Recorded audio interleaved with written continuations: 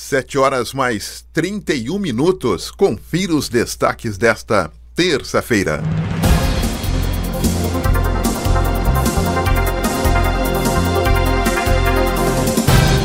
Guarda Civil e Polícia Militar de São José dos Campos barram um fluxo que reunia até 800 pessoas. Ana Lúcia Ferreira, o seu destaque. São José dos Campos registrou 11 mortes pela doença em apenas um dia. Foi o recorde até agora. Em Jacareí também foram registradas 2 mortes. E o destaque esportivo, Luiz de Oliveira. Amanhã o maior e o melhor campeonato regional do Brasil volta ao campo. E mais, receita do transporte público cai quase 50% na crise do coronavírus em São José dos Campos. E hoje nós vamos conversar com o representante da Busvale, que representa as empresas de São José dos Campos, o Rubens Fernandes, a partir das 8 horas. E às 8h20 nós teremos a presença do Dr. Marcos Vinícius Carvalho Rodrigues, advogado previdenciarista, para falarmos sobre direito previdenciário e também sobre aposentadoria. Esses destaques e muito mais você confere agora. A Rádio da Diocese abre espaço para a informação, as notícias da sua cidade, do país e do mundo. Começa agora, Jornal da Mensagem.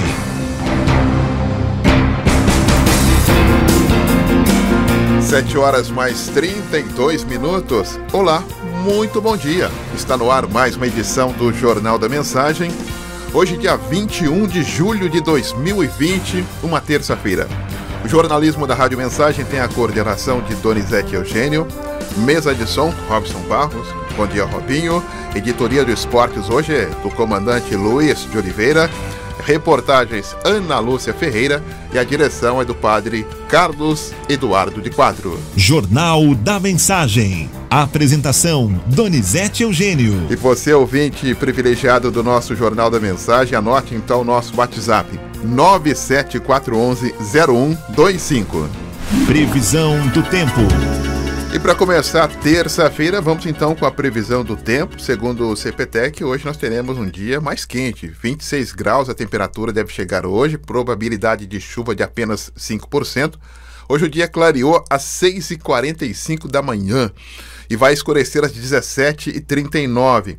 E agora, pela manhã, você vai encontrar em alguns pontos da região, alguns pontos de neblina também na região metropolitana do Vale do Paraíba, neblina, até mesmo nevoeiro. Mas durante o dia será com predomínio de sol na região metropolitana. Detalhe importante, hein? Destaca-se que a umidade relativa do ar hoje estará baixa durante o período da tarde. Estradas. 7 horas mais 34 minutos, para você não perder o seu compromisso dessa terça-feira, mas com informação do trânsito. Vamos atualizar informações. Ana Lúcia Ferreira chegando com as informações. Bom dia, Ana. Sim, Doni, bom dia para você e todo mundo que nos acompanha nessa terça-feira aqui na Rádio Mensagem. Nosso boletim hoje um pouquinho mais breve, porque não temos aí ocorrências significativas na nossa região. Um destaque, sim, para alguns pontos de neblina que nós tivemos ainda nas primeiras horas da manhã na rodovia Presidente Dutra, mas agora o tempo já está bem aberto, bem livre para o motorista, o que oferece também mais segurança na rodovia Presidente Dutra e também nas demais rodovias que cortam a nossa região. Mercado financeiro. 7 horas mais 35 minutos. Os economistas do mercado financeiro melhoraram a estimativa para o nível de atividade e passaram a prever um tombo para a economia brasileira abaixo de 6% neste ano. A projeção faz parte do boletim de mercado, conhecido como relatório Focus, que foi divulgado ontem pelo Banco Central. Os dados foram levantados na semana passada em pesquisa com mais de 100 instituições financeiras. Para o Produto Interno Bruto, que é o PIB, a previsão de queda passou de 6,10% para 5,95%. Para 2021, a expectativa de crescimento foi mantida em 3,50%. O PIB ele é a soma de todos os bens e serviços produzidos no Brasil e serve para medir a evolução da economia. Esporte. 7 horas mais 36 minutos para começarmos o dia com informação do esporte. Luiz de Oliveira, que já está conosco. Alô, Luiz, muito bom dia. Bom dia, meu caro Doni, meu caro Robin e a todos do Jornal da Mensagem. E amanhã, meu caro, voltamos. Voltamos. Vamos voltar, com certeza, viu? A ansiedade é tanta, né? Tá todo mundo na expectativa que a bola possa voltar a rolar no estado de São Paulo.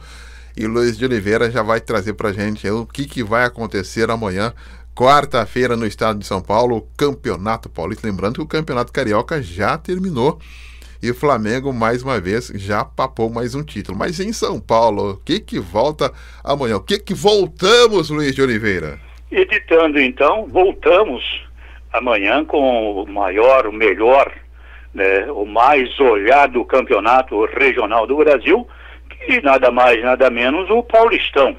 Pelo seu glamour, né, pelas equipes que compõem esse campeonato, e com o interior sempre fazendo sucesso muito forte, e isso que deslumbra os olhos de todos os comentaristas do Brasil afora, é o interior de São Paulo, que sempre, diferentemente de outros estados, que o interior vem muito forte, né, com grandes investimentos, e isso deslumbra, evidente, e remete ser o Campeonato Paulista o mais cobiçado para ser assistido, acompanhado e torcido. E amanhã, meu caro, o senhor já sabe muito bem que às 4:30 da tarde, olha que bom programa aí, Ituano vai receber a Ferroviária no Canindé. Lembre-se que o Canindé passou por uma roupagem nova lá, está muito bonito a Lusa do Canindé. E às 7:15 da noite nós teremos duas partidas. Também partidas interessantes, porque temos a Ponte, que está em dificuldades, é condicional, pode até ser rebaixada, enfrentando o Novo Horizontino na Arena Barueri. E também no mesmo horário, 7:15, o Santos, que está aí com dificuldades, está sofrendo aí várias crises financeiras, e também agora com alguns importantes jogadores entrando, pedindo rescisão indireta trabalhista na justiça. O Santos vai pegar o líder Santo André, esse líder Santo André que vai lá na própria Vila enfrentar este Santos, meu caro. E depois a partida de fundo, aquela que é a grande a cereja do bolo desse retorno do Paulista, é o Palmeiras ou Corinthians, ou melhor, Corinthians e Palmeiras, já que o mando é corintiano lá na Arena do Corinthians. Olha para o senhor ver, e logo voltando, um clássico, um derby, da pujança do tamanho que é Corinthians e Palmeiras, nesse retorno aí. O senhor sabe muito bem também, como os nossos ouvintes, o Corinthians vem de algumas dificuldades, tentava fazer com que o Jô já entrasse, está animadinho, está aí como o salvador da pátria, tudo, mas não deu. Então o Jô não disputa, né, o Paulistão para o Corinthians em razão burocráticos, enquanto que o senhor também sabe que o Palmeiras, após ter vendido, né, por necessidade social, o Dudu, e também não vai ter, né, o próprio Gomes, né, que está com problema também de assinatura, questão da documento da Itália, já que ele pertence ao time italiano, mas o Palmeiras está com menos problema do que o Corinthians. O Palmeiras, por exemplo, na zaga central, não vai ter o Gomes? Não, mas tem o Luan, tem o Vitor Hugo, tem ainda 3 reservas que poderão tranquilamente suprir essa falta, diferentemente, né, meu caro, do Corinthians, que vai colocar Bocelli, que nem treinando estava direito, vai colocar quem de centroavante ali, de um avante, para poder resolver as coisas do Corinthians. A situação no Corinthians é difícil, né? Olha, Luiz, é interessante, né?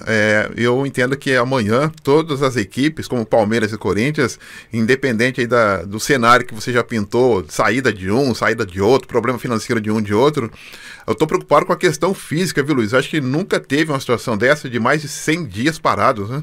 Não teve. Na história do futebol, acredito que serve para o mundo inteiro isso, né? Apesar que a Europa voltou mais cedo do que o futebol brasileiro. Não tem. Na verdade, falou em 100 dias, eu digo até mais, né? São praticamente 4 meses, né? 120 dias, eles estão aí com 10, 12 dias, uma outra equipe, retornando, né, já vai para esse clássico, que é o caso específico do Palmeiras e Corinthians, já que eles passaram, né, eles anuíram por um pacto que todos os times voltariam no mesmo dia aos novos treinamentos, às novas adequações, né, ao momento que se passa, e então acredito que de fato essa é a preocupação. E que pese dentro dessa tese que os times estão voltando, ainda não sem temporada, algumas lesões poderão surgir, enfim, tudo isso é uma possibilidade colocada na sua tese, mas também, por exemplo, no Rio, fisiologistas afirmaram que o retorno do Flamengo, antes de todo mundo, que deu uma carteirada como sempre, isso vai acontecer o seguinte: quando todo mundo estiver já numa fase lá na frente, ainda em ascendência, num crescente, a equipe do Flamengo já estará num desgaste, né? Porque começou primeiro, se esforçou primeiro, tudo, com a objeção, né, obcecado em ganhar o Carioca, para dizer que é um time que vive de títulos, como aliás que todo mundo vive de título, tá certo? O Flamengo, mas não na precipitação que foi feita. Mas então eu acredito sim que nós teremos os times terão alguns problemas de ordem física, uma estafa, uma repreparação muscular, que para o atleta profissional, diferentemente de nós, é totalmente diferente, né, meu caro? É verdade, tá no outro patamar, né, Luiz? Outro patamar. Eu quero ver o patamar o ano que vem, tá bom? Porque metade do patamar já se foi, tá certo? Eu quero ver o ano que vem. Aliás, o nosso amigo hoje estará aí falando, né, auxiliando nas questões jurídicas. Eu quero ver o patamar do time dele o ano que vem, porque 50% do patamar já foi, né, meu caro? Agora tá todo mundo engolindo que o Jorge Jesus era bom mesmo. Não, ele deu liga, é diferente. Ele deu liga, é diferente. Não que ele é bom. Se ele fosse bom, ele ficava na Europa, não tinha vindo para cá. Aliás, não podemos esquecer que ele foi fuçar lá no Atlético Mineiro, porque havia uma pretensão, assistiu até uma partida do Atlético Mineiro. Daí os cariocas foram lá, pegaram ele lá no Mineirão e acabaram seduzindo para ele vir para o Flamengo. Mas ele veio para cá caçar time. Então, se ele fosse ótimo, excelente, um mister, como os senhores colocam, ele estava na Europa lá, tinha ficado por lá. Entretanto, isso não quer dizer, não quero diminuir jamais e faço isso. Você sabe o meu senso de patriotismo, eu sou caseiro mesmo, mas não é isso não é tudo isso não. Agora, é claro, pegou um time que foi contratado pelo Abel, né, pela diretoria, já era um time forte, renovado, que provoca preocupação em adversários, isso é lógico, é óbvio, ninguém pode negar isso, mas é um time que deu liga, porque não adiantava nada ter estrelato e não dar liga.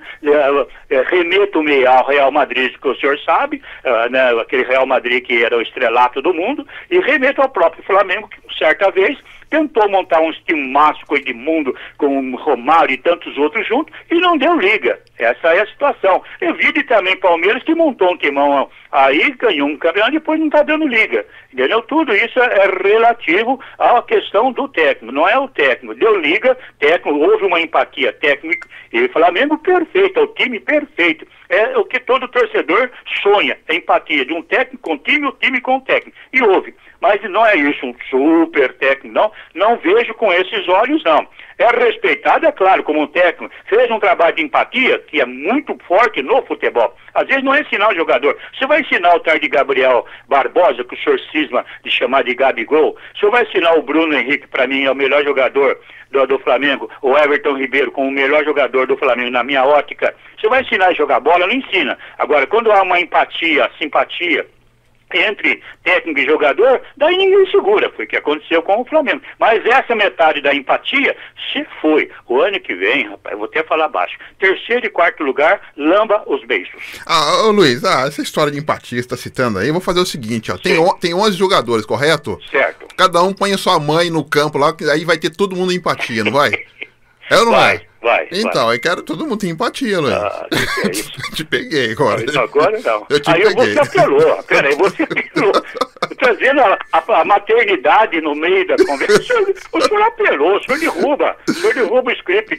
Meu caro, e outra coisa ainda do Paulista, A única coisa que vai voltar, tudo bem, sem torcida, muito bem, apesar que dizer que é sem torcida é mentira, porque no Maracanã lá, todo mundo ficava ao redor, nos botecos ao redor e por ali, e aqui em São Paulo vai ser a mesma coisa e não tem outra saída. Mas o que me deixou muito preocupado, eu não gosto da fórmula, deixo bem claro, não gosto de 5 substituições. Gente, nós não estamos falando de basquete, que é tradicional você tirar um time inteiro, botar um time e voltar o mesmo time. Você não está falando de futsal, apesar que eu não gosto de futsal, eu gosto de futebol de salão.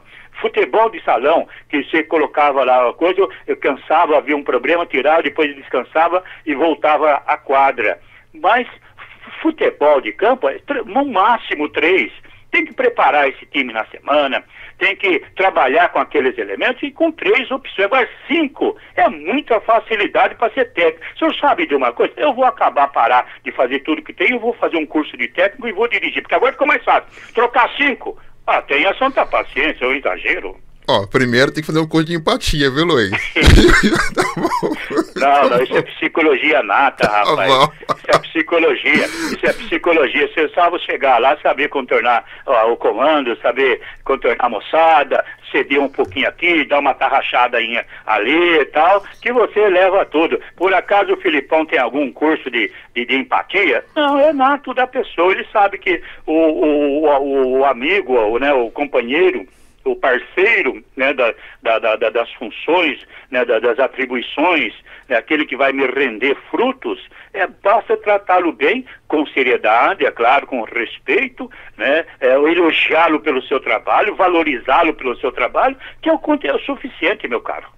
Bacana, então. Luiz, manda um abraço para Estela, o Mário e também para a Mali, tá acompanhando ali o nosso bate-papo, tá bom? Tô desejando um bom dia para você, tá? Abração a todos, então, e amanhã vamos ficar nessa expectativa e mais a mais eu volto para o grande varejão da segunda edição do nosso Jornal da Mensagem na parte esportiva, meu caro Doni, e amigos, até mais. Bacana. Luiz de Oliveira volta daqui a pouco com outras informações também. 7h mais 48 minutos, 7h48. Aqui você fica sabendo de tudo que acontece na nossa região, no Brasil também, no mundo. E com a informação, vamos atualizar as informações nesta terça-feira, dia 21. Vamos para o Estúdio 2. Ana Lúcia Ferreira já chegando com as informações. Oi, Ana, muito bom dia. Sim, Doni, bom dia para você novamente. Bom dia, Luiz, todo mundo que nos acompanha aqui pela Rádio Mensagem. Olha, atualizando aí as informações, né, nós demos como manchete hoje que São José dos Campos registrou um recorde de mortes pela doença. Foram 11 mortes pela doença, um recorde em apenas um dia desde o início da pandemia. Aqui em Jacareí nós tivemos também 2 mortes, Taubaté registrou 3 mortes, Aparecida 1, Ubatuba 1, Pinda 1, Cachoeira Paulista e Bananal 1 também. O que coloca São José dos Campos neste momento ainda como líder disparado aí do número de casos e mortes também. A cidade tem 4.848 casos positivos, é muita gente contaminada e internados são 82 pessoas internadas neste momento em São José. São 155 mortes na maior cidade aqui da nossa região. E Jacareí tem mais de 1.000 casos, né? Ultrapassou 1.000 casos nessa semana, 1.036 casos. Temos aqui na cidade, neste momento, internados com Covid 35 pessoas e 54 pessoas em Jacareí, infelizmente, perderam a vida. Nós temos também outras informações aqui que dizem respeito a municípios do Vale que tornaram mais rigorosas as regras de flexibilização e reabertura do Plano São Paulo para conter o aumento da Covid, Doni, que segue batendo esses recordes negativos na região em julho. O Vale passou agora de 12.330 diagnósticos positivos nessa segunda e aqui em toda a região 442 pessoas já morreram por conta da Covid-19. Há ainda mais 8.240 casos suspeitos e 69 mortes que estão sendo investigadas. Entre as 5 sub-regiões aqui do Vale, a de Taubaté e Guaratinguetá lideram o aumento de casos desde o início do mês de julho, com 91% e 78% respectivamente. As 2 sub-regiões congregam aí 12 dos menores municípios da região e também tiveram maior aumento percentual de mortes, com 108% e 105%, respectivamente. As novas regras que valem aí a partir desta terça-feira, dia 21, até o dia 4 de agosto, servirão para reduzir o número de casos na cidade. No caso, a cidade pertencente à região de Cruzeiro, a sub-região de Cruzeiro, que registra 68% a mais de casos e 85% de mortes desde o começo de julho. A cidade de Bananal, agora sim, aqui a informação correta para o nosso ouvinte, deixa eu corrigir a informação. A cidade de Bananal resolveu regredir para a fase vermelha do Plano São Paulo e barrar agora comércios não essenciais. Essas novas regras lá em Bananal, que valem a partir desta terça-feira até o dia 4 de agosto, servirão para reduzir o número de casos na cidade, que chegou a 40 confirmados e 158 em investigação, além da primeira morte por Covid. Com 1.036 casos e 54 mortes, Jacareí decidiu permitir apenas o comércio essencial aos finais de semana, né? Então, aqui em Jacareí, nós não temos o comércio como nós conhecemos somente nos finais de semana. Esse decreto, inclusive, foi assinado ainda na semana passada pelo prefeito Isaías, né, que determinou o fechamento desses comércios no final de semana, não essenciais, né, e a medida passou a valer no sábado, dia 18. Muito bem, Ana Lúcia Ferreira volta daqui a pouco com outras informações dentro do nosso jornalismo aqui da Rádio Mensagem, e ainda dentro de todo esse panorama citado pela Ana Lúcia, e tem muita gente dando de ombro, né? Tem muita gente, não sei se não acredita, ou chutando o pau da barraca, qualquer termo que você possa usar, desrespeitando o outro, enfim, qualquer termo que você possa utilizar em relação à questão que nós estamos vivendo. Olha só, a Prefeitura de São José dos Campos informou ontem à tarde que a Guarda Civil Municipal e a Polícia Militar conseguiram barrar um fluxo que reunia até 800 pessoas no sábado e no domingo. Sabe aonde? Na represa do Jaguari, ali na zona norte da cidade. Segundo o município, nos 2 dias foram abordadas 82 pessoas que estavam no local e vistoriados 139 veículos entre carros e motos. Ah, beleza, né? Estava uma festa ali. A quantidade de pessoas no local facilitaria a propagação da Covid-19. A Prefeitura informou também que o impedimento de eventos como este tem sido possível por meio de ações de inteligência e monitoramento das redes sociais. Além dos 2 megafluxos na represa do Jaguari, a Prefeitura disse que impediu neste final de semana também a realização de outros 3 rolezinhos, com grande aglomeração de pessoas nos bairros Jardim Sul, que fica na Zona Sul, o Sete Vale Altos de São José, que é a região sudeste, e Altos de Santana, na Zona Norte. Também foram realizadas operações para garantir o sossego da população dos bairros Paineiras, Santa Inês e Vila Tatetuba, Jardim Esplanado e Jardim São José e Urbanova e Alphaville. Na sexta-feira, no sábado e no domingo, foram aplicadas 61 multas, sendo 37 por infrações de trânsito. A Prefeitura atendeu 113 denúncias e reclamações sobre fluxos, perturbações do sossego e aglomerações feitas por munícipes através dos canais oficiais. Você pode ligar em São José no 156, né, que é a central telefônica. Tem o site também, tem um aplicativo, os telefones 153, específico da GCM, e 190, que é o COI, e também o Copom. Tem muita gente ainda se aglomerando, tem muita gente ainda nos finais de semana fazendo as festinhas, fazendo aí as aglomerações. E, infelizmente, aí são dados que são refletidos aí no final de semana com o número de pessoas contaminadas no Vale do Paraíba. 7h mais 55. Vamos a um breve intervalo, a gente volta já com muito mais informação para você. E você já pode deixar o seu comentário, a sua crítica, a sua sugestão no nosso WhatsApp, que é o 97411-0125. Estamos apresentando Jornal da Mensagem. Mensagem 1470 AM. Nossa missão é evangelizar. Voltamos a apresentar Jornal da Mensagem. 7h mais 58. Muito bom dia. Já chegamos à primeira meia hora de informação nesta terça-feira, hoje 21 de julho de 2020. Momento que a gente destaca manchetes de alguns dos principais jornais que já estão nas principais bancas da sua cidade. Jornal Folha de São Paulo. Testes de vacina da Oxford obtêm resultados positivos. Jornal O Estado de São Paulo. Reforma tributária do governo vai ao Congresso sem consenso. Jornal Correio Brasiliense. O mundo, enfim, mais perto da vacina. O Distrito Federal, de luto, passa das 1.000 mortes. Jornal Valor Econômico. Governo e Congresso fecham acordo para aumentar verba do Fundeb em 2021. Jornal O Globo. Vacinas de Oxford e da China são seguras e geram imunidade. E os jornais regionais destacam: o Vale, interior de São Paulo, ultrapassa 171 países em número de casos de Covid-19. E o Diário de Jacareí destaca: Ambev abre programa para recrutar estagiários negros por todo o Brasil.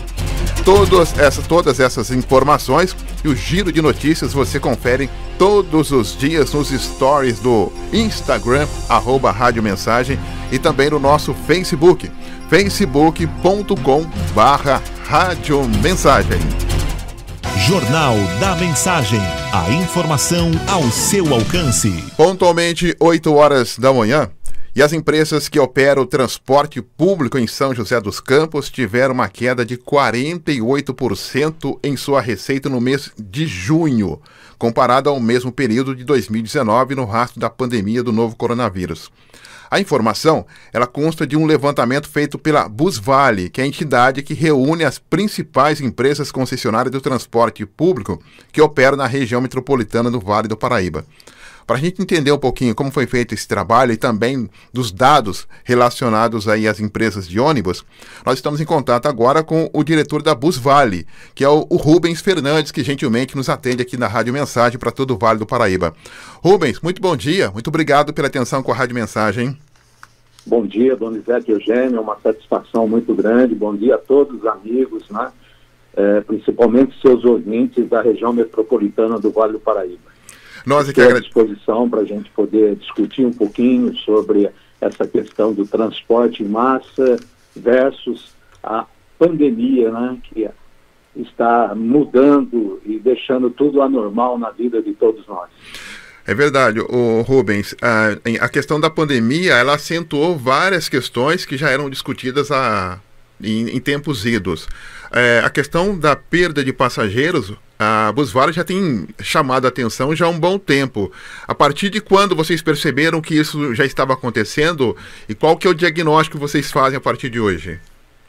Olha, Donizete, a verdade é o seguinte: antes da pandemia, né, o processo do transporte em massa, não só na região metropolitana do Vale do Paraíba, mas acho que em todo o Brasil, já vinha em desequilíbrio econômico-financeiro, principalmente de São José dos Campos, que opera com três concessões, são 3 empresas que operam o transporte coletivo, mas também em Taubaté, em Pindamonhangaba, e a Busvale cuida de toda a região metropolitana, como falamos. Então é muito importante ver isso. Quando veio a pandemia, aí o sistema praticamente pode entrar em colapso. Por quê? Porque, como você citou na sua primeira mensagem, né, o sistema de transporte em massa da região do Vale do Paraíba, vamos citar como exemplo São José dos Campos, em 2019, ela operou transportando e tendo uma série apurada no mês de junho de R$2.175.000, né? Comparando com o mesmo período em junho de 2020, houve uma queda suntuosa, uma queda de 52,3%, e operou transportando 1.037.000 passageiros. Quer dizer, isso sem contar, né, os motoristas mais de 60 anos que começaram a não operar e com toda a realidade, com toda a dignidade para evitar a pandemia, os motoristas que não quiseram e ficaram afastados, e tinham os funcionários que foram afastados, tudo isso entrou num sistema que, evidentemente, as empresas de transporte coletivo estão sentindo muito. E a Busvale entra nesse sentido, porque ela agrega todas as empresas que operam no Vale do Paraíba, ou na região metropolitana do Vale do Paraíba. Ela tem como base buscar, né, o diálogo, buscar conversar, mesmo porque dois sistemas mais prejudicados com essa pandemia é o sistema de saúde. O sistema de saúde, o governo federal, o governo do estado, vem ajudando as prefeituras. E o sistema de transporte em massa. O sistema de saúde, porque tem que ser internado, tem que ir lá, são produtos muito caros, né? O sistema de transporte urbano, porque as pessoas têm que se locomoverem, as pessoas de menos idade, que estão fora do risco, estão trabalhando, estão tocando a sua vida e têm que ser transportadas. Só que quando as empresas de transportes operam, ela tem uma despesa muito grande. Se ela já vinha em desequilíbrio, é preciso discutir para que o poder público venha também ajudar os sistemas. Ô Rubens, qual que foi o impacto do advento dos aplicativos do transporte de massa? Olha, o impacto é muito grande, né?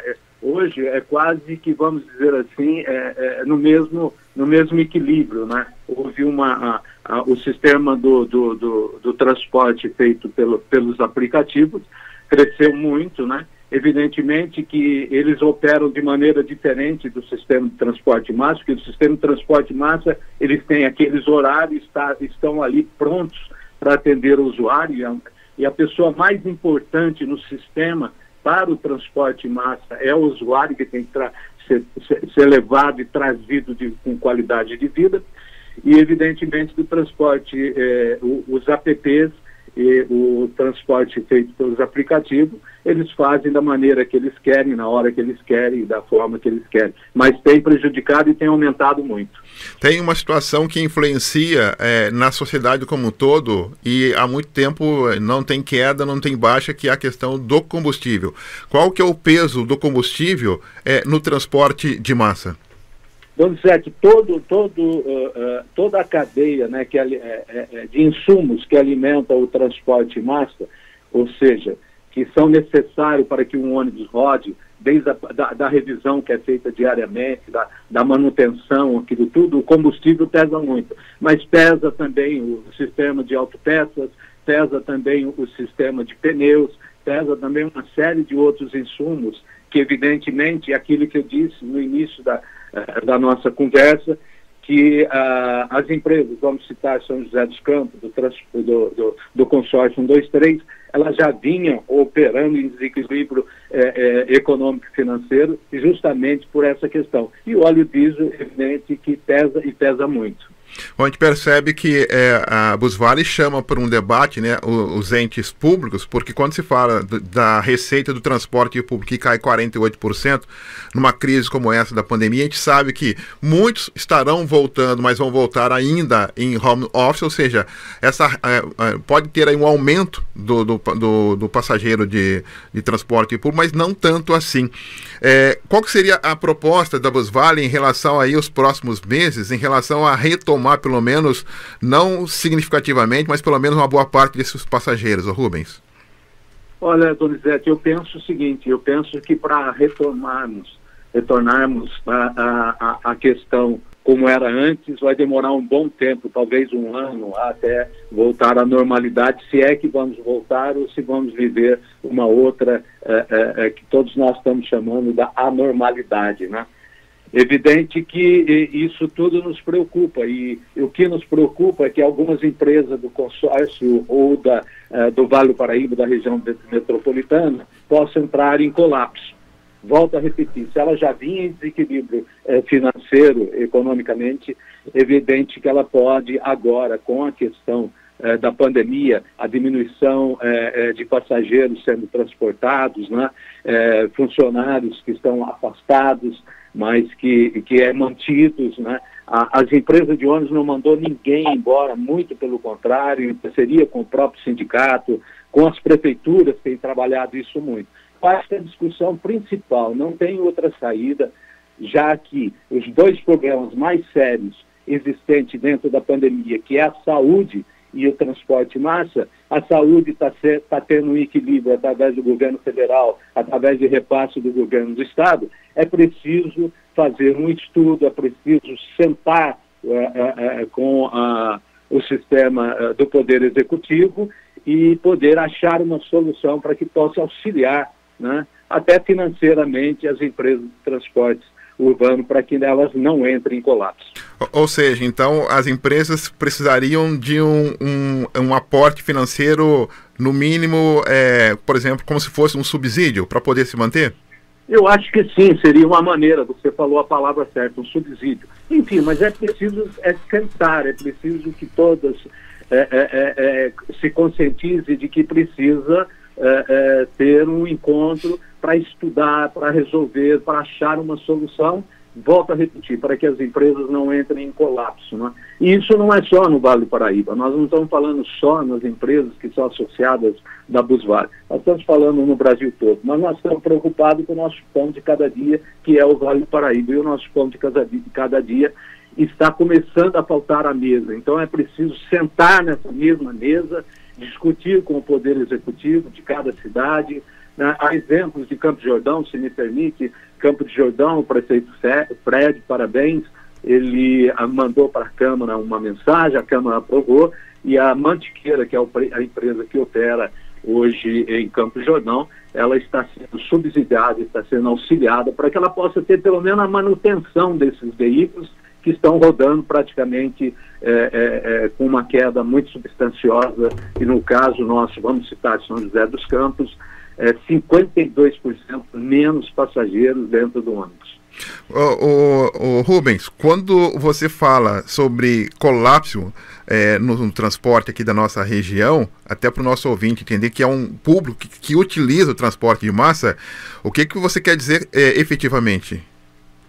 Olha, evidentemente eu quero dizer que economicamente, quando você... porque o ônibus continua a rodar, o ônibus continua a atender, ele perde 52% dos seus passageiros. Evidente que a questão financeira, você tinha 2.175.000 de faturamento, isso em São José dos Campos, em junho de 2019. Há uma queda substanciosa para 1.037.000. Claro que vai faltar dinheiro para poder manter esses ônibus, para poder pagar os salários dos motoristas, cobradores, do pessoal do escritório. Então há de se pensar nisso tudo, porque tem um outro detalhe. As empresas, né, a maior riqueza de uma empresa de transporte urbano é o seu usuário. É o seu usuário, é o que mantém o sistema trabalhando, é o que mantém o sistema pagando seus funcionários. Então, a questão muito importante dessa história toda são os usuários, que nós temos que dar qualidade, nós temos que transferir, né?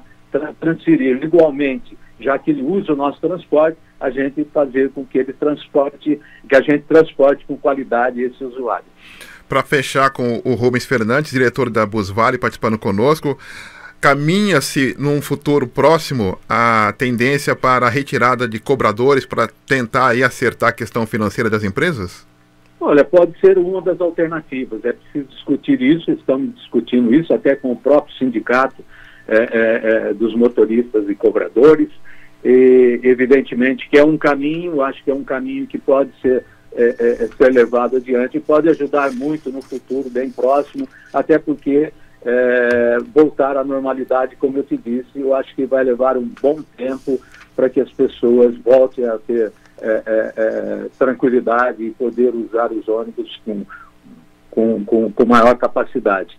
Se me permite, Donizete, as empresas de ônibus, ela vem mantendo as regras e as normas solicitadas pelo Ministério da Saúde, solicitada pela Secretaria de Saúde do Estado, que é a higienização, pedindo aos seus usuários que usem máscaras, pedindo que, quando o ônibus estiver em movimento, todos os vidros abertos, a circulação de ar dentro do ônibus é fundamental. Estudos feitos pela Marco Polo, estudos feitos pela BNT, provam que a circulação do ar dentro dos ônibus elimina e torna-se a viagem mais segura e mais tranquila na questão que estamos falando, que é o coronavírus ou o Covid-19. As empresas têm higienizado o transporte público na saída e também na chegada? Feito isso normalmente. Evidentemente que antes da pandemia, todos os ônibus, quando eles retornam para a garagem, eles já eram higienizados, né? E eles saem para suas primeiras viagens totalmente higienizados, né? Agora, é evidente que com a pandemia, a questão voltou a ser dentro das normas e das técnicas exigidas pelo Ministério da Saúde, e pela Secretaria dos Estados e pela Secretaria dos Municípios a qual aquela empresa opera. Bacana, então, diretor da Busvale, o Rubens Fernandes. Só tem que agradecer a tua participação conosco, Rubens, e até uma próxima oportunidade, se Deus quiser, hein? Donizete, sucesso, muito obrigado. É sempre uma alegria muito grande poder estar informando e poder estar passando a realidade dos acontecimentos, principalmente na questão de transporte em massa na região do Vale Paraíba. Bom dia a todos. Bom dia, nós que agradecemos. O Rubens Fernandes é diretor da Busvale. A Busvale, ela reúne as principais empresas concessionárias do transporte público municipal que operam na região metropolitana do Vale do Paraíba, falando sobre essa queda de receita aí de 48% na crise do coronavírus em São José, e chamando a necessidade de retomar um debate em torno do suporte do transporte público aqui na nossa região.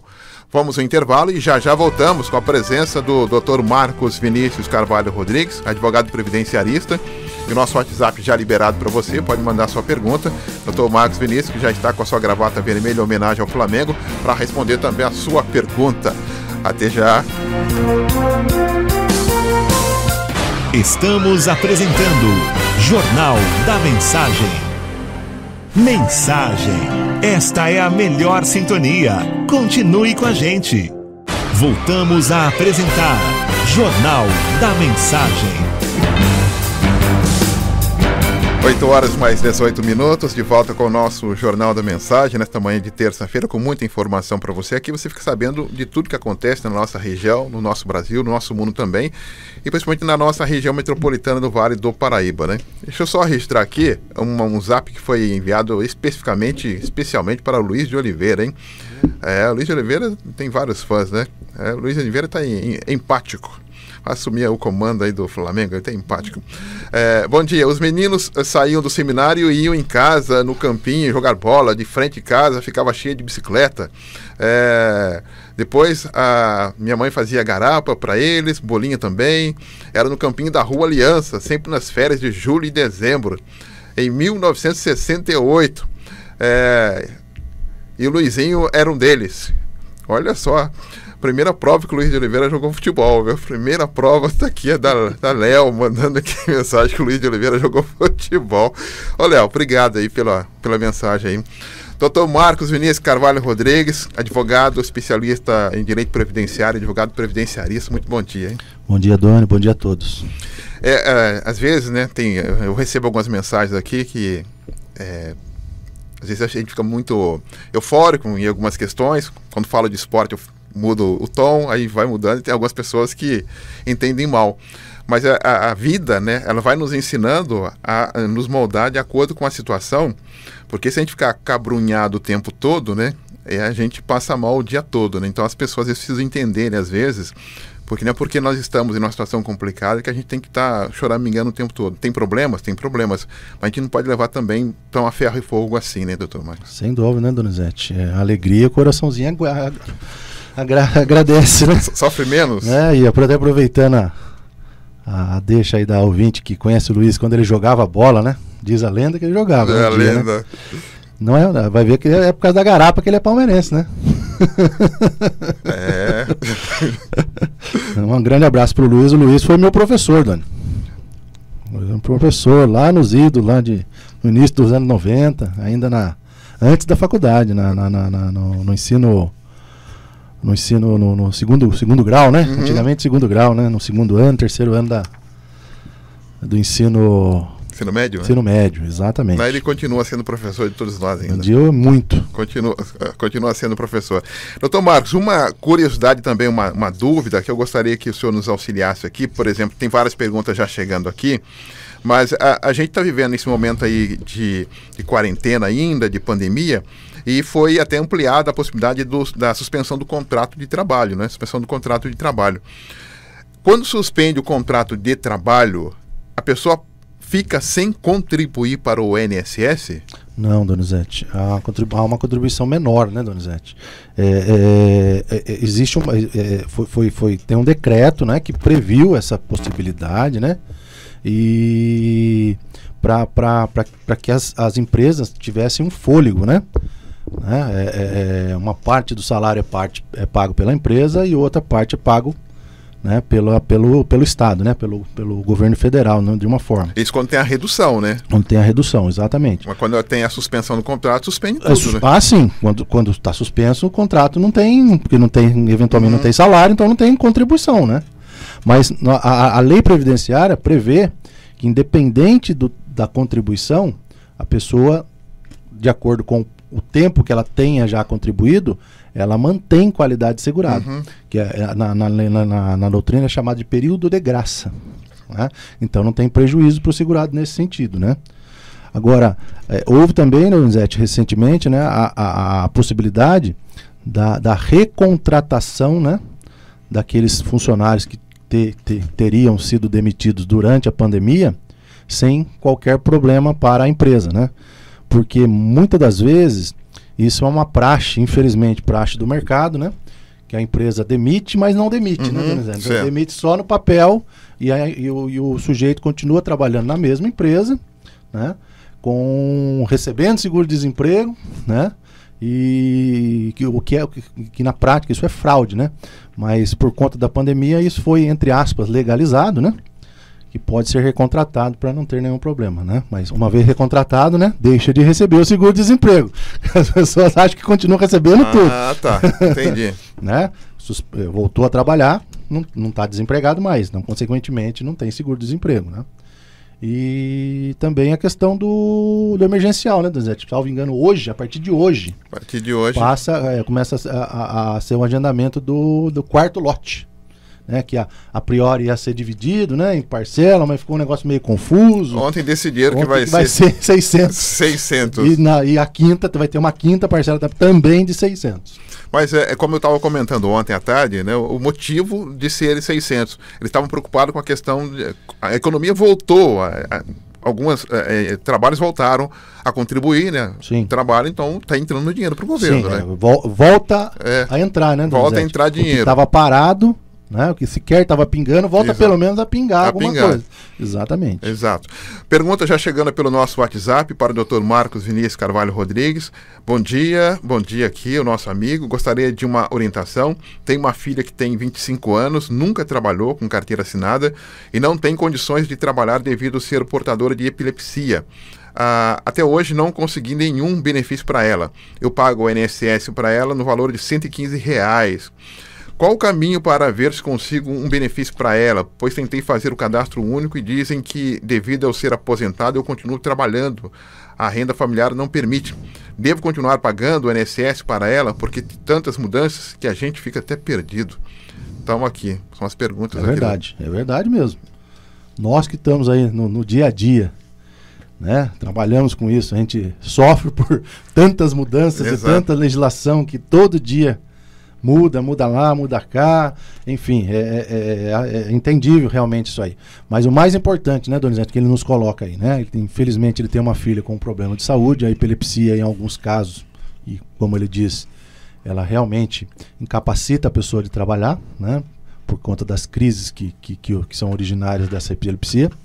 Mas o mais importante de tudo aí é ele contribui para a filha. Correto. E isso é muito importante, né? Então, se ele contribui, assim que ela ostentar qualidade de segurado, que a partir da 12ª parcela contribuída, né, da contribuição efetiva, ela passa a ostentar a qualidade de segurado e, consequentemente, se houver prova da incapacidade laborativa dela, ela pode pleitear um benefício de auxílio-doença, né?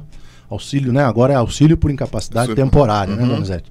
A gente tem que começar a familiarizar os nomes que mudaram, né? Mas, repito, mais importante é isso, é contribuir. Então ele deve continuar pagando. Com certeza, continua a contribuir, mas se já passou dos 12 e tem prova da efetiva incapacidade, ele deve pleitear o benefício de auxílio-doença. Muito bem, então. Dr. Marcos Vinícius continua conosco aqui, trazendo aqui as perguntas em relação a direito previdenciário.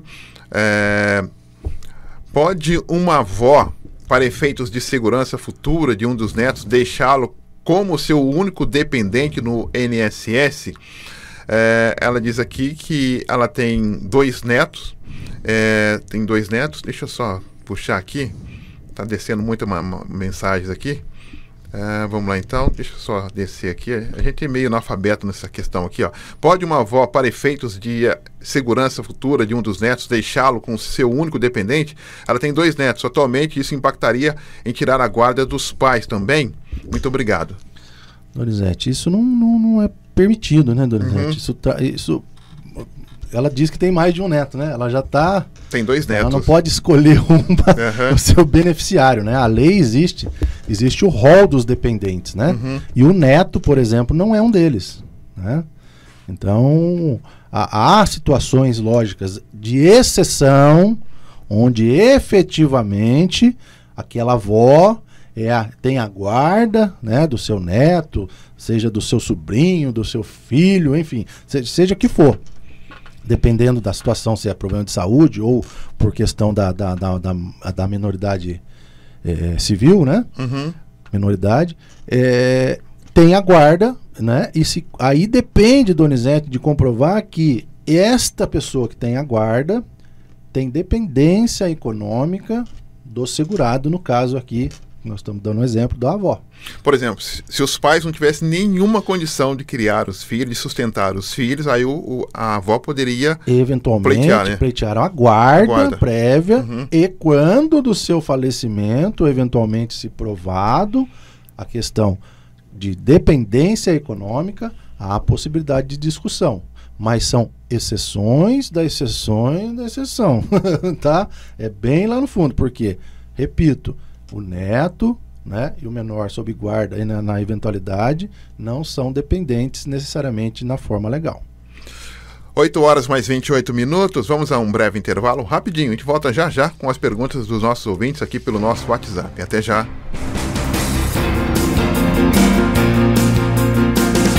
Estamos apresentando Jornal da Mensagem. Mensagem, programação de qualidade é aqui. Voltamos a apresentar Jornal da Mensagem. Muito bem, de volta com o nosso Jornal da Mensagem nesta manhã de terça-feira com o Dr. Marcos Vinícius Carvalho Rodrigues, advogado especialista em direito previdenciário. Pergunta chegando aqui para o Dr. Marcos. Na semana passada eu fiz essa pergunta aqui, mas agora chega uma outra aqui, doutor, em relação a uma pessoa que ela fez o teste, né, para o Covid e testou positivo. E ela tem aí os sintomas. O trabalho dela já deu uns 14 dias. E logicamente tem aí, fica com as crianças e o marido também é funcionário público. Os dois são funcionários públicos. Aliás, a pergunta dela aqui, na verdade, o funcionário público não entra na dependência do instituto, né? Dos 14 dias, né? Se for funcionário público concursado, não. Se ele for funcionário público, se ele for servidor público, porque existe diferença de servidor público e empregado público, O servidor público, ele segue ao regime de previdência específico dele. O empregado público, ele vai para o INSS também. Ah, tá. Acho que pelo que eu entendi aqui, ela está perguntando como é que ficam as crianças, no caso aí, tem que ficar com algum parente, no caso, né? Se o pai e a mãe estão com Covid, tá... Mas na prática eu acho que não tem acontecido isso não, Donizete. Na verdade, os pais têm que se afastar, né? Que eles estão trabalhando, afastam do serviço e ficam em quarentena na sua residência, né? A não ser que seja uma situação mais grave que demande a internação. Né? Mas aí tem todo um protocolo na residência, né? A ser tomado, né? Atitudes de questão de higiene, aquela coisa toda, para que os familiares estejam. Mas aí todo mundo fica restrito, né? Ninguém pode sair. A quarentena de fato. Quarentena, né? De fato, não, exatamente. Não quarentena lá brasileira, né? Aquela quarentena brasileira. Agora, a dúvida dela realmente aí deve ser com relação a um eventual benefício, né? Se ele é um empregado público ou um empregado de qualquer forma, né? De um empregado com regime do INSS, a empresa, por lei, suporta, entre aspas, né? Os 15 dias, os primeiros 15 dias, e a partir do 16º dia, se mantiver a incapacidade e a impossibilidade de trabalhar, ela encaminha para afastamento junto ao INSS. Ok, então vamos lá aqui. Ok. Doutor Marcos, o senhor tem comentado sobre a aposentadoria por idade. Eu pergunto, para se aposentar por idade, não é necessário ter contribuído para o INSS ou precisa só ter idade? Para minha mãe, com 64 anos, ela deve ter no máximo 10 anos de contribuição. Não, quando a gente fala de aposentadoria, né, benefícios previdenciários, há sempre a necessidade e a obrigatoriedade de contribuição. Né?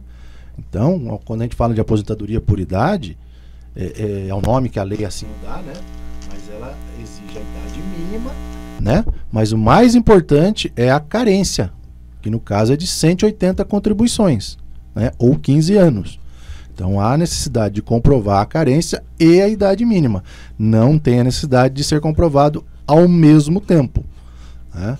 Mas exige. Os benefícios assistenciais, que são os amparos ao idoso e amparo ao deficiente, esses sim não exigem contribuições, né? Porque o próprio nome diz, né? São benefícios assistenciais, não previdenciários. Então não demandam contribuição prévia. Outra pergunta aqui pelo nosso WhatsApp. Tive perda auditiva no trabalho, entrei pedindo aí auxílio para o INSS, tive laudo apresentado comprovando perdas que foi negado. Porém, o juiz de São Paulo reverteu o caso porque o perito contou que não havia apresentado laudo. Vou ser chamado para outra perícia com o otorrinolaringologista, será apresentado os laudos comprovantes e medicações de uso. Tem novas chances, doutor? Com certeza. O processo, nessa história que ele nos contou, o processo vai começar de novo, né? Como se estivesse começando agora, né? Ele fez perícia, teve um julgamento negativo, recorreu ao tribunal, o tribunal acatou o recurso dele, dizendo que a prova tinha sido feita equivocadamente, vai voltar para realizar a prova novamente, e ele volta a ter as chances novamente de ter êxito na ação, né? Provavelmente o que ele busca aí é um auxílio acidente por conta da perda auditiva, que é muito comum. Acho que a grande dúvida dele é se vai cair no mesmo perito que da primeira vez, né? Geralmente não, Donizete. Geralmente não. Pode cair, né? Nós temos comarca que só tem aquele perito, né? Não tem outro para nomear, né? Mas aconselha-se até a dúvida sua é pertinente, né? Aconselha-se realmente que, mesmo que só tenha aquele, que se consiga um outro perito para que tenha uma dar lisura no processo. Exatamente. Né? E o processo busca exatamente isso, Donizete, a lisura, né? Para não ter participação, né? Escolha de partes, né? Tem que ser justo. Aliás, né? Como a gente comentou da outra vez, já é tão desmistificado a questão do perito do INSS, a pessoa já tem um de ombro, um ranço, né? Um desdém, que ele nunca vai, sabe? Exato, a questão. Exato. E aí cai de novo nele. A perícia, na verdade, esse perito que ele está falando, Donizete, não é o perito do INSS. É o perito do judiciário, né? Que é nomeado para auxiliar nessas questões em que demanda perícia técnica, né? Prova técnica de incapacidade. Outra pergunta chegando aqui para o Dr. Marcos. Meu filho tem 17 anos, trabalha como aprendiz, um contrato de 1 ano e meio, encerrando em setembro agora. Quais os direitos dele? Trabalha das 11 às 17h30, menor aprendiz, né? Ele é estagiário, né, Donizete? É contrato temporário, né? É mera rescisão, eventualmente, né? Pode ser renovado esse contrato, né? Para mais um período, geralmente é um período de 1 ano, né? Agora, direitos trabalhistas nenhum, né? Porque são contrato específico de estagiário, né? Com horário reduzido, geralmente são de até 6 horas, né? De 4 a 6 horas, até 6 horas é o limite. Então, encerrando o contrato, se não for renovado, acabou, né? Aí o conselho que eu dou para ele é que com certeza ele tem contribuição previdenciária por conta desse estágio, que ele continue contribuindo, independente dele estar trabalhando. O estagiário já vem descontado, então? Com certeza. Opa, já vem descontadinho lá na fonte. Já ganha então um pouco o estagiário, né? Já vem na fonte, não falha não, Donizete. Que bom, viu? Que maravilha. Outra pergunta chegando aqui pro doutor. Ela perdeu na primeira audiência uma causa, se ela tem direito de entrar com recurso. Ela perdeu a primeira audiência e tem como entrar com um recurso de novo, e se pode trocar o advogado. Acho que essa é a pergunta mesmo. Ô, Donizete, a gente não conhece o processo, né? Fica fácil da gente dar a informação quando a gente conhece o processo e sabe o que aconteceu nesse processo, né? Normalmente, quando você tem uma improcedência, né, uma negativa do seu pleito, a lei lhe permite um recurso, né, um recurso de apelação, um agravo, eventualmente decorrente da decisão, né? Agora, saber o que fazer é só a gente, repito, conhecendo o processo, para saber o que aconteceu efetivo, para saber qual o recurso adequado a ser aplicado naquela decisão que não te satisfez, né? Agora, com relação à troca de advogado, é possível, sim, né? Mas é preciso sempre acertar os ponteiros com aquele que foi contratado, né?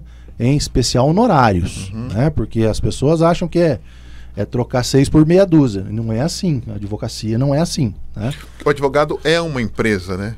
Com certeza. Então, no mínimo é uma empresa individual. A maioria muitos escritórios, né, são sociedades de advogados. Mas existem os advogados, né? E para a OAB é entendido, né? Inclusive agora nós temos o Simples, né? O advogado tem o Simples Nacional e ele é uma empresa individual, quando é só ele, né? Então tem todo um carregamento tributário em cima disso, né, Donizete? Né? E o advogado, repito, o advogado vive de honorários, né? Ele não tem salário, né? Na prática, né? Lógico, quando ele é empregado de alguma empresa é diferente, né? Outra situação, mas na prática, né? Na maioria, o advogado ele sobrevive com os honorários contratados, organizados, né? Então é importante acertar essa situação e com todo o direito que a gente chama de subestabelecimento. Ele subestabelece os poderes que aquele cliente o deu para o outro. Aliás, né, até a pergunta aqui, né, se é obrigado a pagar o advogado para entrar com o recurso. Aliás, o advogado tem até um código de ética, porque senão, se vocês não cumprirem esse código de ética, daqui a pouco tem um aí jogando para baixo a categoria, né? Com certeza. Infelizmente, tem muitos, Donizete. Infelizmente, a gente sabe aí que muitos, a única coisa que ele tem de advogado é o nome. Infelizmente. Esse em toda profissão. Toda profissão. Toda enfim, profissão tem. Tem as laranjas podres, tem em todo lugar. Toda profissão tem. Mas ela está perguntando se eventualmente honorário sob recurso. Tudo depende do que foi contratado com um advogado, né? Então, se foi contratado, há necessidade de pagamento, né? Mas tudo é possível renegociação, né? Nós estamos num período de uma confusão, né? Não precisa nem falar, né? Tá todo mundo vivendo isso. Então a renegociação acho que é a palavra de ordem, né? Neste momento, em todos os setores. A outra pergunta chegando aqui também, gostaria de saber se... Minha mãe tem 85 anos, recebe aposentadoria por tempo de serviço e recebe pensão do papai por morte também. Eu não posso trabalhar para ajudar ela. Posso pedir adicional de 25% para o INSS? Ela depende para tudo de mim. É interessante o que ela tem, né? Olha, 85 anos recebendo o benefício dela, que ela contribuiu bonitinho e, consequentemente, da sua viuvez, ela recebe a pensão também por conta do falecimento do marido. Nessa idade, certamente, né, Donizete, ela deve necessitar, né, de um terceiro para acompanhar, né, 24 horas, né? É bem provável. Na verdade, isso depende da prova documental, né? Primeiro ela certamente deve ter um médico que a acompanha, né? E depende do atestado do médico que afirme que há, no caso dela, a necessidade deste acompanhante, né? Aí, na verdade, o acompanhante é ela que pede, não é o filho que pede para ser acompanhante, é ela que pede pelo seu benefício de aposentadoria, né? O adicional de 25% por conta de necessitar do acompanhante. Há necessidade de fazer um pleito administrativo, onde é passado por uma perícia do INSS.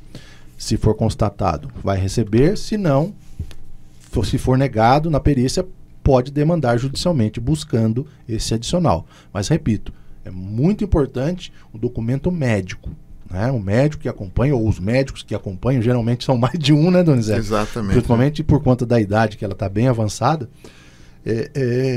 que informe, né, realmente essa necessidade do acompanhante nos afazeres diários dessa senhora.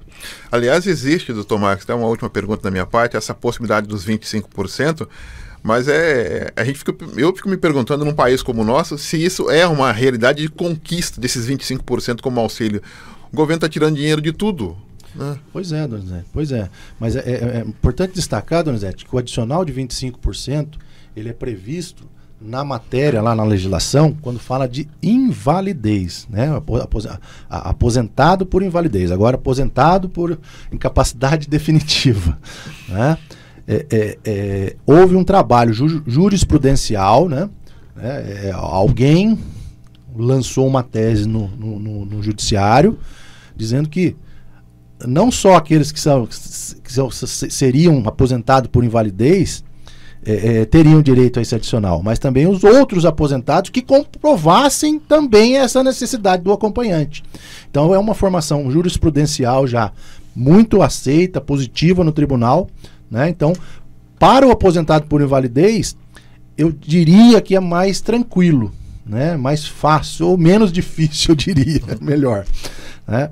Para os outros aposentados, é somente com demanda judicial que conseguirá ou poderá lutar, né, demandar por esse direito. Né? E existe também um projeto de lei, Donizete, que está criando um benefício novo, que é o benefício acompanhante. Ele vai ser criado um benefício específico, porque hoje é uma realidade, né, Donizete? O brasileiro, de uma forma geral, está ficando cada dia mais velho, né? A gente vê aí que o número de idosos, e idosos em idades avançadas, como é o caso da ouvinte, 85 anos, né, Donizete? A gente tem escutado várias histórias aí de muitas pessoas centenárias. Exatamente. Com saúde, né? Com qualidade de vida, né? Nós temos aqui o exemplo do Paulo Graça, né? O nosso famoso judoca, né? Mestre Paulo Graça. Mestre Paulo Graça. Né? Salvo engano, 103 anos, Donizete. Né? Uma saúde. Não tem 103 anos. 103 anos. O Paulo Graça com 103 anos. Inativo desse jeito. E é firme, muito melhor bem melhor que nós. Vou ter que conferir essa aí. Pois é. Sério mesmo? É sério. Então, por conta das melhorias, né, dos medicamentos, então as pessoas têm uma qualidade de vida melhor, mas tem situações, né, de saúde que as pessoas não conseguem ter essa qualidade de vida necessária, né, e consequentemente precisam realmente de um acompanhante. Geralmente é um filho, né, uma filha, às vezes é o genro que gosta mais da sogra do que o próprio filho, enfim. Mas é importante essa situação.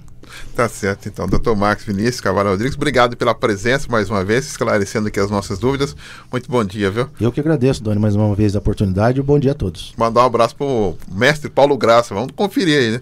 Essa idade do mestre Salvo Paulo engano, Graça. são 103 anos, Doni. Confirma lá. Olha só, hein? Porque ele tá nativo ainda. E muito. Tá ainda um mestre no judô ainda, formando aí os meninos aí. Tá bacana, viu? Que bom. Vamos ao intervalo e já voltamos. Estamos apresentando Jornal da Mensagem. Mensagem, a evangelização na medida certa. Voltamos a apresentar Jornal da Mensagem. 8 horas mais 50 minutos, 8h50. Vamos fazer uma correção aqui, né? O doutor Marcos falou aí do mestre Paulo Graça. Na verdade, o mestre Paulo Graça ele é de 1935, então ele tem 85 anos. Na verdade, que virou uma situação aqui em Jacareí de que ele teria 102 anos, né? E ele brincou com isso uma vez. O Paulo Graça brincou que ele tinha 102 anos. E se espalhou para Jacareí que ele tinha realmente essa idade. Mas, na verdade, ele tem 85 anos, ele é de 1935. Então, foi uma brincadeira que ele fez e se espalhou para o Jacareí que ele realmente tinha aí 102 anos. Então, o mestre Paulo Graça, um abraço para ele. Ele não tem toda essa idade, não. 85 anos ele tem oficialmente e não tem 102 anos, como disse o doutor Marcos Vinícius, flamenguista roxo. 8h51. E a prefeitura fará a terceira testagem para investigar a infecção do coronavírus. A informação chegando com Ana Lúcia Ferreira. Nós estamos acompanhando aí na pandemia as diferentes realidades dos municípios brasileiros, até mesmo para atender os seus cidadãos. São José dos Campos é hoje a cidade que mais tem casos e mortes na região, mas é também a cidade que está mais bem equipada, também do ponto de vista financeiro, para atender o seu cidadão. E um trabalho que começou essa semana foi justamente a testagem de pessoas em várias regiões da cidade. Nós vamos conversar agora com o Danilo Stanzani, que é o secretário municipal de saúde. Secretário, bom dia. Esta é a primeira vez que a prefeitura realiza testagens ou desde o início da pandemia isso já foi feito? Bom dia.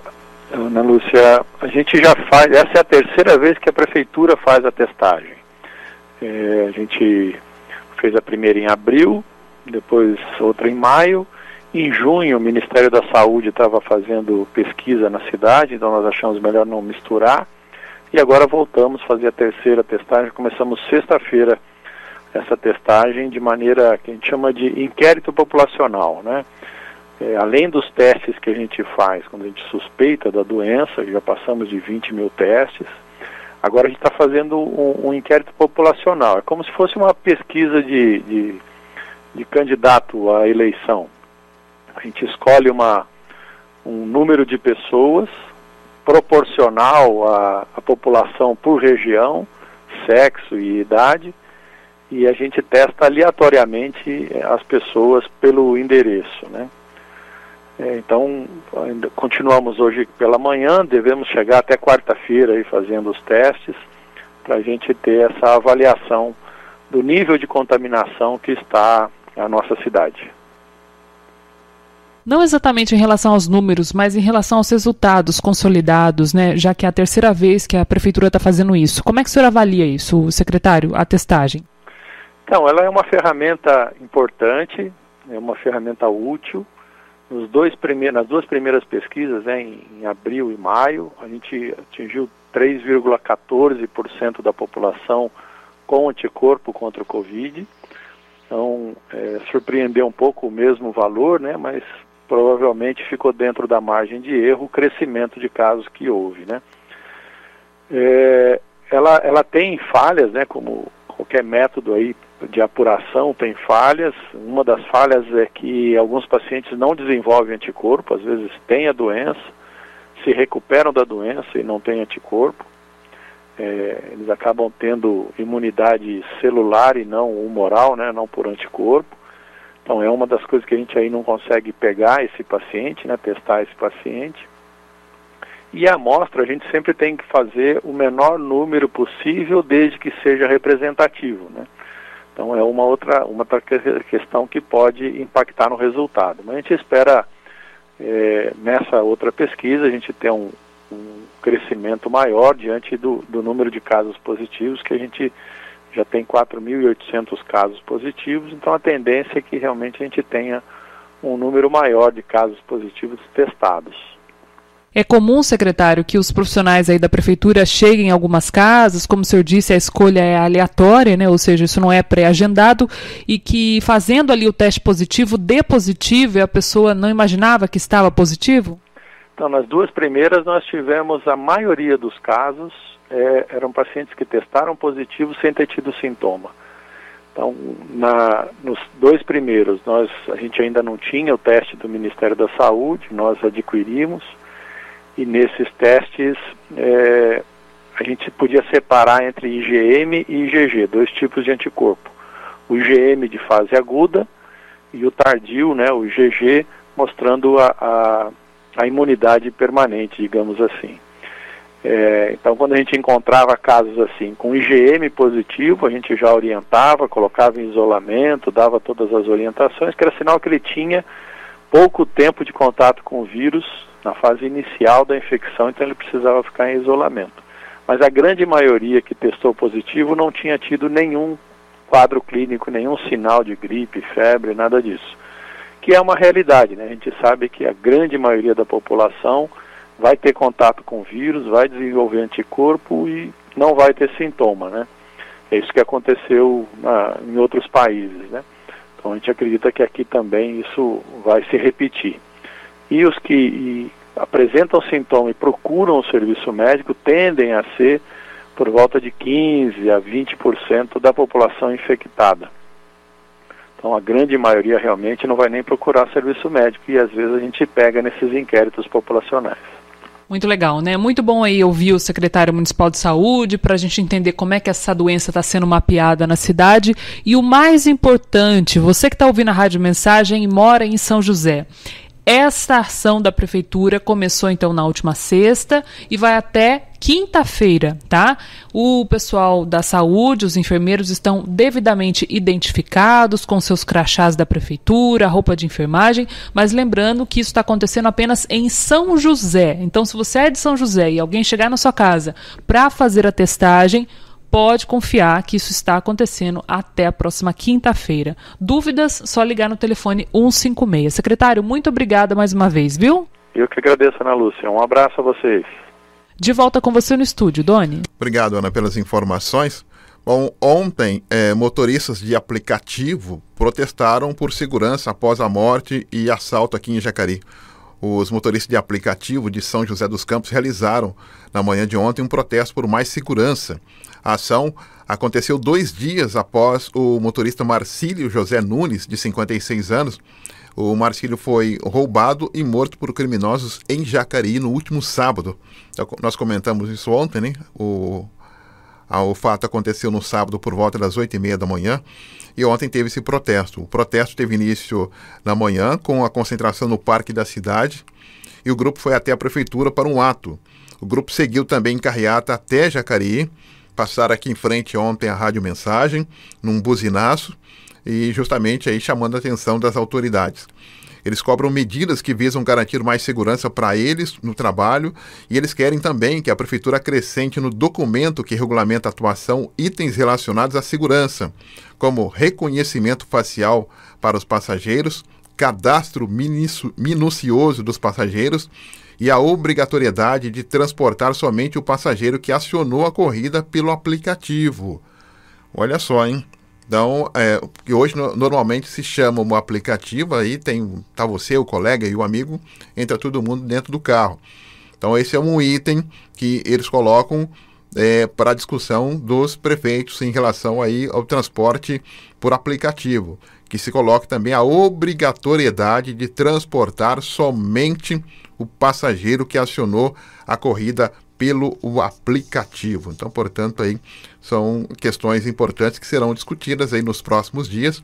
E essa manifestação aconteceu ontem, em virtude aí da morte do motorista Marcílio José, no último sábado aqui em Jacareí, foi na Cônico José Bento, à luz do dia, e na área central aqui de Jacareí.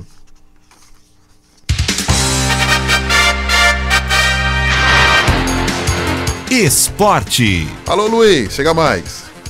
Segunda edição do nosso esporte dentro do Jornal da Mensagem. Paulistão, como já dissemos, recomeça amanhã. E o Santos, vamos começar pelo Santos. Nesse varejão, o Santos pega a equipe do Santo André lá na Vila Belmiro. Mas o Santos, meus amigos, está aí com um gravíssimo problema. Sério problema. Santos, que já perdeu o Chacha ontem, o Everson, o goleiro, todos entraram na justiça pedindo rescisão contratual indireta, ou quer dizer o seguinte, o jogador está saindo da empresa porque estão alegando falta de pagamento de vídeo, não sei do que, aquela chuteira que não foi dada, e o salário também, que é claro que pesa mais nessa situação, direito de imagem, tudo isso que pesa na situação trabalhista. Então, o Santos já teve essa perda, Everson e Chacha. Mas você sabe de uma coisa? O Santos, por aquele que acompanha o futebol, como nós,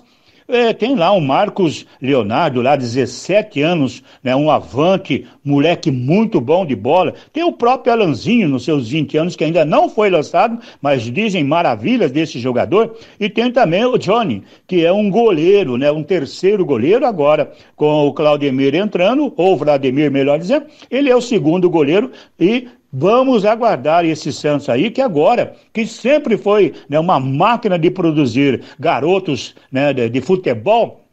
Exemplo está pelo mundo afora aí, o Meninos da Vila, que o Santos sempre produziu, parece que voltando à necessidade, manda voltar a busca, né, na sua escolinha, na sua base ali, que é muito recheada de valores, tem riqueza material esportiva dentro da Vila Belmiro, nos meninos da Vila. Espero que o Santos volte a ser esse time que sempre se pautou por lançar jovens garotos. E a Olimpíadas, hein? A Olimpíada, enquete lá no Japão, 60% quer o cancelamento, né, da Olimpíada. Eles acham que não pode acontecer a Olimpíada em 2021, em razão que dizem lá que a pandemia está novamente assustando o Japão. E 33%, meus amigos, querem os jogos, que não acham que não deve ser cancelado os jogos. Agora, cabe aos organizadores do Comitê do Japão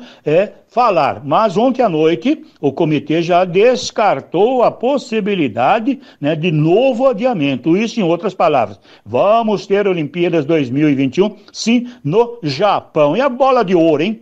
Bola de ouro lá da France Football, que todo ano premia os melhores da Europa, foi cancelado 2020, né? Foi o futebol europeu aí, como considerado ano atípico, e com toda razão, né? O calendário futebol de 2020 para a Europa não está sendo considerado algo que possa eleger o melhor bola de ouro do futebol. Outro detalhe, né? Corinthians ontem pagou, olha, minha gente, Corinthians pagou ontem, né, um salário do mês de maio. Ainda resta o mês, né, de junho, julho e agosto, que já vai vencer aí no quinto dia útil aí, hein? Então, mas pagou, parece que serenou, mas claro, com o pagamentinho caindo no mês de maio para o derby, a moçada do Corinthians vem meio motivada com esse salário do mês de maio. E lá no Pernambuco, meu caro Doni, olha o Sport em crise, hein?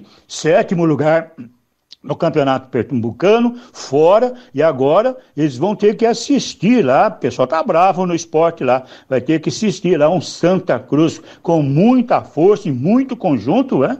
E vai ter que assistir o Náutico, o Timbu, né, contra a equipe do Vitória lá, né? Depois vem lá as quartas de final, o Retrô e Afogados e Náutico e Central fazendo as quartas de final no Pernambuco. O Sport com problema, hein, rapaz? Veja só o que aguentava. E todo mundo esperava o Jô. Claro, os corintianos estavam aí na expectativa de Jô jogar amanhã contra o Palmeiras. Não pode esquecer que ele não teve a sua inscrição feita, portanto está fora do derby, para o desespero do Corinthians. E também, eu veja só, a Comembol bateu o martelo ontem, Doni. Bateu o martelo, divulgado a Libertadores, retorna dia 15 de setembro, marca aí, 15 de setembro o retorno, e dos brasileiros participantes, o Atlético Paranaense será o primeiro a voltar a jogar, isso porque a equipe do Atlético vai jogar no dia 15, na parte da tarde, ou melhor dizendo, das 19h15, né, e à noite, mesmo dia, no dia 15 de setembro, o Santos, às 9h30 da noite, vai receber Olímpia, né, do Paraguai. Aí a Conmebol já escalada, já agendada para 15 de setembro. Assim nós podemos dizer o seguinte, né, que com toda essa movimentação, e aqui amanhã nós teremos, evidentemente, o Campeonato Paulista, o maior e melhor campeonato regional do Brasil, e teremos rapidamente Ituano e Ferroviária à tarde, 4h30, 7h15 a Ponte e Novo Horizontino, Santos e Santo André às 7h15 também, e à noite o grande derby Corinthians e Palmeiras, falando aí para o futebol paulista dentro do Jornal da Mensagem. 10h30 faremos um boletim esportivo. Bom dia. Valeu, Luiz, um abraço para você, muito obrigado pela participação. Daqui a pouco você volta com outras informações. E a gente coloca um ponto final no nosso Jornal da Mensagem nesta terça-feira. Estaremos de volta daqui a pouco às 10h30 da manhã e depois ao 12h15, o programa Falando de Vida. E você, tá dormindo direito, hein? Tá com insônia? Mas o que é insônia? Quais os tratamentos para insônia? Hoje o Falando de Vida vai bocejar um pouquinho. Vamos falar sobre insônia hoje e os cuidados e como ter um sono com qualidade também, né? Um grande abraço, obrigado pelo carinho, fiquem todos na paz. Tchau, tchau. Você acompanhou o Jornal da Mensagem.